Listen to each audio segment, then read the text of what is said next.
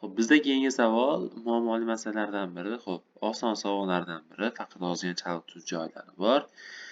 Durdonaxon maktabiga 20 minutdan 30 minutgacha bo'lgan vaqtlarda borishi mumkin ekan.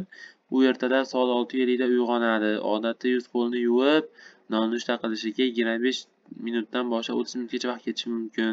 U singlisi undan 5 minutdan keyin tayyor bo'ladi hamda maktabga ular bir vaqtda yetib borishadi. Bugun Durdonaxon iloji boricha tezroq harakat qildi.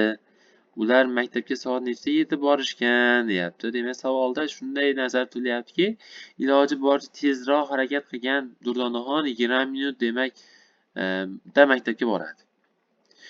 6:50 da uyg'ongan.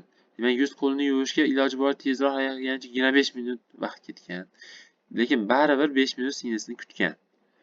Shunda hammasi bo'lib 20 minut yurgan.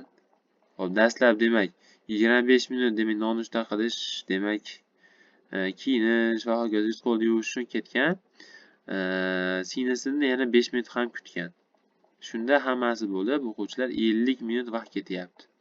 Va bizda soat 7:00 xo'p 6:50 da uyg'ongan bo'lsa, endi 50 minut qo'shib qo'ysak, demak bizda soat necha bo'ladi deydigan bo'lsak, soat 7:40 ni tashkil qiladi. Ya'ni 50 minutga 50 minut 100 minut bo'ladi-da, undan 60 tari borsa 40 minut qoladi va 1 soat bu yoqqa o'tib 7 soat u 40 minut. Ya'ni soat 7:40 da ular opa-singillar demak maktabga yetib borishar ekan.